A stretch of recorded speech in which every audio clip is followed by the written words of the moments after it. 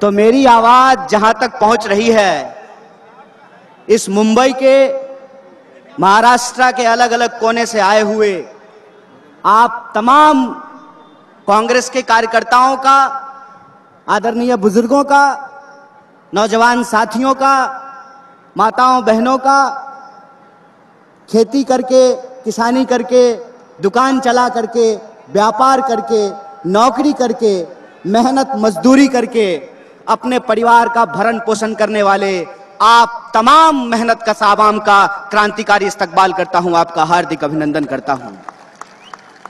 दोस्तों, मैं आपसे दो चार बातें कहूंगा क्योंकि यह मौका है पार्टी के स्थापना दिवस का, भारतीय राष्ट्रीय कांग्रेस के स्थापना दिवस का। उससे पहले मैं मंच पे मौजूद अपने सभी आदरणीय नेताओं का और मैं खास करके जिसान को धन्यवाद देना चाहता हूं, क्योंकि जिसान भाई मेरे से पहले आए और सभी नेताओं का नाम लेकर के स्वागत कर दिया है। तो मैं इकट्ठे आप तमाम लोगों को शुक्रिया अदा करता हूं, आपको धन्यवाद करता हूं। और मैं विशेष रूप से धन्यवाद करना चाहता हूं मुंबई कांग्रेस के हमारे तमाम पदाधिकारियों का कि इस खास मौके पर उन्होंने मुंबई आने का मौका दिया है। क्योंकि हम लोग जब स्कूल में पढ़ते थे तो इतिहास की किताब में पढ़ाया जाता था कि 28 दिसंबर को 1885 में, उस समय बंबई कहा जाता था, बंबई में 72 डेलीगेट्स आए थे पहला पार्टी अधिवेशन में। भारतीय राष्ट्रीय कांग्रेस के पहले अधिवेशन में 72 लोग आए थे, ओनली 72। और इसी शहर से भारतीय राष्ट्रीय कांग्रेस इस देश के इतिहास में अपना योगदान शुरू की। और मैं इस बात को दावे के साथ कह सकता हूं कि आधुनिक भारत का आधार अगर कोई पार्टी है तो उस पार्टी का नाम भारतीय राष्ट्रीय कांग्रेस है। आज जब मैं अपने देश भर के जुझारू कार्यकर्ताओं को पार्टी स्थापना दिवस की, अपने देशवासियों को पार्टी स्थापना दिवस की बधाइयां दे रहा था, तो मेरा भाजपा का एक दोस्त हमको बोला कि भाई इस पार्टी को तो एओ ह्यूम ने बनाया था। हमने कहा सुनो ना, तुम्हारे घर में जो बल्ब जलता है ना, उसको भी किसी अंग्रेज बनाया है, फोड़ के फेंक दो उसको। मैं एक बात आप लोगों से कहना चाहता हूं और ये एक एक कार्यकर्ताओं को जानने के लिए जरूरी है कि विज्ञान का कोई देश नहीं होता है, ज्ञान का कोई देश नहीं होता है। विज्ञान और देश सार्वभौमिक होता है, वर्ल्ड वाइड होता है, इस बात को याद रखिएगा। और जो 1885 में पार्टी बनी, उस पार्टी को नया स्वरूप और नया कलेवर अगर किसी ने दिया तो 1920 के बाद उस महान इंसान का नाम महात्मा गांधी है, इस बात को याद रखिएगा। और आज हम जिस भारतीय राष्ट्रीय कांग्रेस का झंडा बुलंद कर रहे हैं, जिसके बारे में हमारे युवा आमदार जिसान ने कहा, वो भारतीय राष्ट्रीय कांग्रेस महात्मा गांधी के विचारों पर चलने वाली कांग्रेस है, जो कहते थे रघुपति राघव राजा राम, पतित पावन सीताराम, ईश्वर अल्लाह तेरो नाम, सबको सन्मति दे भगवान। और हमको गर्व है इस बात का कि 1885 में बनी भारतीय राष्ट्रीय कांग्रेस 1920 में महात्मा गांधी के नेतृत्व में, पंडित जवाहरलाल नेहरू के नेतृत्व में, मौलाना अबुल कलाम आजाद के नेतृत्व में और सरोजिनी नायडू के नेतृत्व में, सरदार वल्लभ भाई पटेल के नेतृत्व में, सुभाष चंद्र बोस के नेतृत्व में वो पार्टी पूर्ण स्वराज का मांग करती है। और वो कहती है आधी अधूरी आजादी नहीं चाहिए, आजादी चाहिए तो पूरी आजादी चाहिए। और हमें गर्व है कि वही भारतीय राष्ट्रीय कांग्रेस 15 अगस्त 1947 को देश को अंग्रेजों से आजाद कराती है। और देश जब अंग्रेजों से आजाद हुआ, पूरा देश जब आजादी का जश्न मना रहा था, उस जश्न के साथ इस देश के लोग रो रहे थे, इस बात को भी याद रखिएगा। इस देश के लोग रो रहे थे, क्योंकि उस वक्त भी वही राजनीति हुई जिस राजनीति को हम 2014 से इस देश में देख रहे हैं।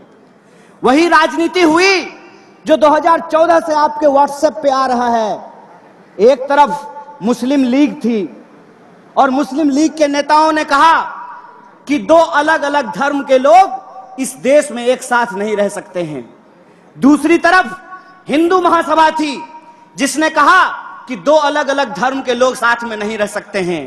लेकिन इतिहास याद रखिएगा, बड़े शर्म की बात है कि हिंदू महासभा और मुस्लिम लीग साथ में मिलकर के सरकार बना ली थी। इस बात को याद रखिएगा।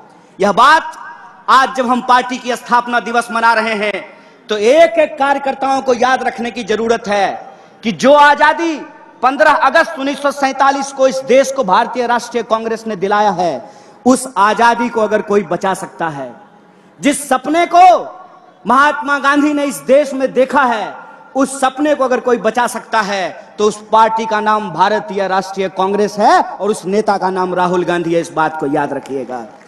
इस बात को याद रखिएगा।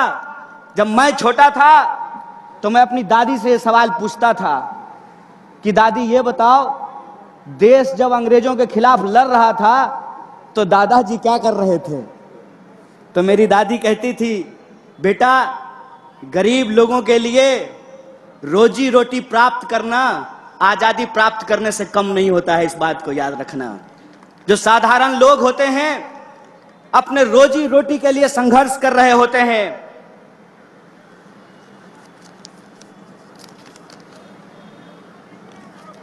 अपने रोजी रोटी के लिए संघर्ष कर रहे होते हैं, लेकिन देश जब परिवर्तन की ओर उन्मुख हो, देश में जब कोई बदलाव हो रहा हो, तो उस बदलाव में शामिल होना सौभाग्य की बात होती है। मैं अपने सेवा दल के कुछ साथियों को यहां खड़ा देख रहा हूं। आप लोग भारत जोड़ो यात्रा में शामिल हुए हैं। यह सिर्फ वर्तमान की बात नहीं है, यह इतिहास है और यह इस देश का भविष्य तय करने वाला है। इस बात को याद रखिएगा। इस बात में कोई दो राय नहीं है कि दो तरह के विचार के लोग इस देश में रह रहे हैं। एक वो हैं जो इंसान को आपस में बांटना चाहते हैं, एक वो हैं जो नफरत की भाषा बोल रहे हैं, एक वो हैं जो इंसान को आपस में उनकी पहचान के आधार पर लड़ा रहे हैं, एक वो हैं जो इस देश के लोगों का रोजी रोटी छीन करके अपने दोस्तों की तिजोरियों में भर रहे हैं। दूसरी तरफ भारतीय राष्ट्रीय कांग्रेस है जिसको इस देश के लोगों को जोड़ करके रखना है, उनके बीच में मोहब्बत का पैगाम और संदेशा लेकर के जाना है। उनको इस बात को इंश्योर करना है कि इस देश के भीतर सबके लिए रोजी रोटी का इंतजाम होगा। यह देश सबका है, सिर्फ प्रधानमंत्री के दोस्त का नहीं है। इस बात का हमको संघर्ष करना पड़ेगा। इसीलिए जब आज हमारे सामने दो तरह के विचार है, एक तरफ वो लोग हैं जो नफरत की भाषा बोल रहे हैं, तो दूसरी तरफ हम तमाम लोगों को मोहब्बत की भाषा बोलनी पड़ेगी। एक तरफ वो लोग हैं जो दंगा फैलाने की बात कर रहे हैं, हिंसा करने की बात कर रहे हैं, तो हमको आपस में मिलजुल करके एकजुट होकर के रहने की जरूरत है। और आप लोगों ने देखा होगा, एक सांसद हैं भोपाल की, सुना है कि नहीं सुना है? मैं उनको साध्वी नहीं बोलता हूं, क्योंकि साध्वी की भाषा में ना हिंसा नहीं होती है। जो सन्यासी होता है वो नफरत की बात नहीं करता है। जो सन्यासी होगा वो नफरत की बात नहीं करेगा, और जो नफरत की बात करेगा वो सन्यासी नहीं हो सकता है। इस बात को याद रखिएगा। तो वो जो सांसद हैं उन्होंने हिंसा की बात की, तो मुझे इसमें ना एक जो है साजिश दिखाई देता है। साजिश जानते हैं क्या है? वो सांसद महोदया एक्चुअली जय शाह के पापा का मजाक उड़ा रहे थे। जय शाह के पापा का मजाक कैसे उड़ा रहे थे? देश का गृह मंत्री कौन है? अमित शाह है ना। तो कानून व्यवस्था का पालन करना किसका काम है? अमित शाह का। तो साध्वी ये कह रही थी कि अमित शाह निकम्मा है, इसीलिए अपने घर में चाकू तेज कर लिए, यही कह रही थी ना। उस बयान का यह भी मतलब तो निकाला जा सकता है कि आप इस देश के बहुसंख्यकों को डरा रहे हैं और आप ये बता रहे हैं कि जय शाह का पप्पा किसी काम का नहीं है, इसीलिए अपने घर में चाकू तेज कर लीजिए। यह बात आपको ठीक लगती है? यहां पुलिस के लोग वर्दी पहन करके खड़े हैं, क्या मैडम हम ही लोग चाकू तेज कर लें तो आप लोग क्या कीजिएगा? उत्तर प्रदेश पुलिस की तरह मुंह से ही ठाई ठाई कीजिएगा? क्या कीजिएगा बताइए? बताइए इस देश की सिक्योरिटी फोर्सेज क्या करेगी? बताइए इस देश की पुलिस क्या करेगी? बताइए इस देश की न्यायपालिका क्या करेगी? बताइए इस देश की अदालतों में क्या होगा? बताइए इस देश में कानून व्यवस्था का क्या होगा? अगर हमको अपने घर में चाकू तेज करना है तो फिर गृह मंत्री किस लिए? अपने बेटा को बीसीसीआई का सेक्रेटरी बनाने के लिए? किस लिए है गृह मंत्री? किस लिए है रक्षा मंत्री? इस सवाल को अपने मन में पूछिए, और इस सवाल को जब आप अपने मन में पूछेंगे तब आपको समझ में आएगा कि यह नफरत की भाषा क्यों बोली जाती है।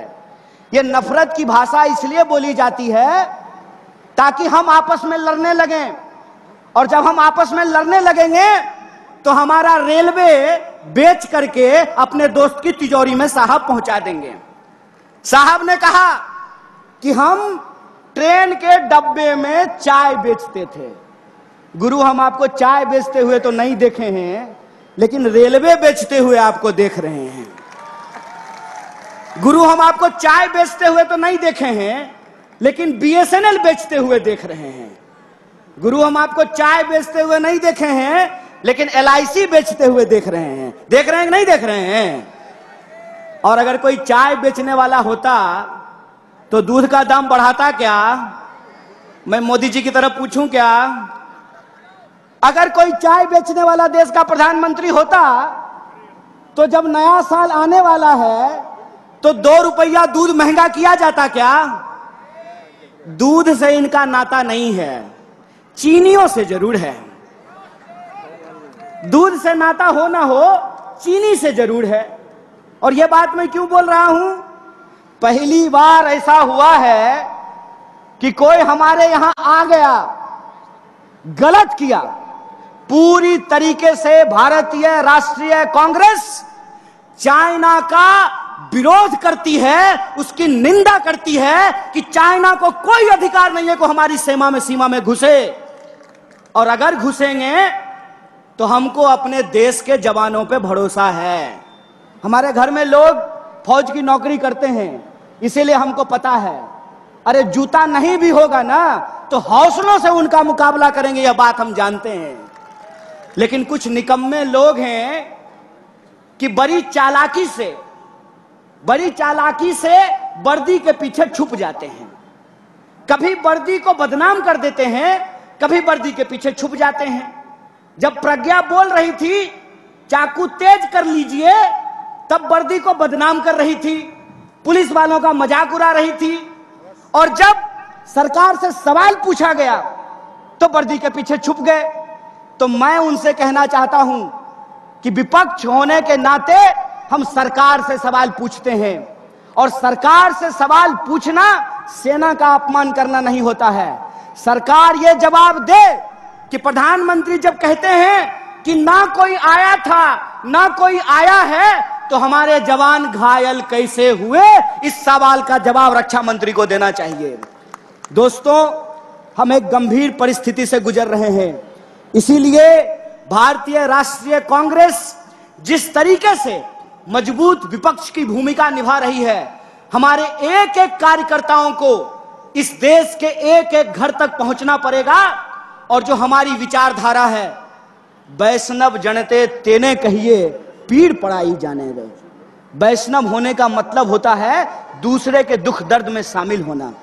और आज इस देश का दुख दर्द क्या है? दुख दर्द यह है कि जीएसटी और नोटबंदी के चलते इस देश के व्यापार को तबाह कर दिया गया है। दुख दर्द यह है कि 100 में से 45 लोग बेरोजगार होकर के घूम रहे हैं। दर्द यह है कि हर 15वें 16वें मिनट में हमारी किसी महिला के साथ कोई अत्याचार होता है। दर्द यह है कि शोषितों वंचितों के ऊपर अत्याचार हो रहा है। दर्द यह है कि दिन भर ये साहब क्या भाऊ लाठी लेकर के ड्यूटी करते हैं, बुढ़ापा में पेंशन नहीं मिलेगा तो आपको सुरक्षा मिलेगी। दर्द यह है कि जो लोग अपनी पूरी जिंदगी लगा देते हैं सरकार की नौकरी करने के लिए, उनका पेंशन बंद कर दिया गया है। यह इस देश का बुनियादी सवाल है। इस देश का बुनियादी सवाल रोजी रोटी, कपड़ा, मकान, शिक्षा, स्वास्थ्य, सड़क, बिजली, पानी का सवाल है। इसीलिए हम आपसे यह अंतिम आग्रह करना चाहते हैं कि जब तक भारतीय राष्ट्रीय कांग्रेस है तब तक इस देश के ऊपर गोडसे की विचारधारा नहीं थोपी जा सकती है। इंसान को इंसान से नहीं लड़ाया जा सकता है, इंसान को इंसान से नहीं बांटा जा सकता है। इसीलिए हमको अपने देश के बुनियादी सवालों पे बात करना है, और बुनियादी सवाल पे बात हो इसके लिए जरूरी है कि नफरत की भाषा जो बोलने वाले लोग हैं हम उनके साथ नहीं खड़े होंगे। समाज को जो बांटने वाले लोग हैं हम उनके साथ नहीं खड़े होंगे। इसीलिए हम आपसे आग्रह करते हैं कि व्हाट्सएप मैसेज पे मत जाइए। टीवी जो आपको दिन रात दिखाता है उस पे भरोसा मत कीजिए। सच्चाई यह है कि सरकार कुछ भी भाषण दे दे, महंगाई से इस देश की अर्थव्यवस्था की कमर टूट रही है। सच्चाई यह है कि नौकरियों के नहीं चलते, अकेले रेलवे में 2.5 लाख पोस्ट खाली है। नौकरियों में भर्तियां नहीं होने के चलते नौजवानों के सपने टूट रहे हैं। जीएसटी और नोटबंदी के चलते व्यापारियों की कमर टूट रही है। यह जो देश का सपना टूट रहा है उस टूटे हुए सपने को जोड़ने का नाम है भारत जोड़ो यात्रा है। इस बात को याद रखिएगा। और यह भारत जोड़ो यात्रा अपने मुहिम में सफल होगा जब हम भारतीय राष्ट्रीय कांग्रेस के एक एक कार्यकर्ता, जो भारतीय राष्ट्रीय कांग्रेस ने हमको आजादी दिलाई है, उस आजादी को बचाने के लिए संघर्षरत रहेंगे। हमको ये याद रखना पड़ेगा कि डॉक्टर बाबा साहब भीमराव अंबेडकर ने हमको बराबरी का संविधान दिया है, और यह जो बराबरी का संविधान है, जब तक यह संविधान जिंदा रहेगा तब तक हिंदू और मुसलमान को आपस में कोई लड़ा नहीं सकता है, इस देश को कोई मिटा नहीं सकता। इस बात को याद रखिएगा। इसीलिए संविधान की रक्षा करने के लिए भारतीय राष्ट्रीय कांग्रेस के विचारों को जनता के बीच में लेकर जाने के लिए, और जनता के जो सवाल हैं, रोजी रोटी, कपड़ा, मकान का सवाल, उस पर ईमानदारी से लड़ने के लिए मैं आप तमाम लोगों को बधाई देता हूं, शुक्रिया देता हूं। और एक बार फिर से आप सब लोग पार्टी स्थापना दिवस में शामिल हुए, इसके लिए आपका बहुत बहुत धन्यवाद करके अपनी बात को खत्म करूंगा। शुक्रिया। इंकलाब जिंदाबाद। जय हिंद, जय महाराष्ट्र।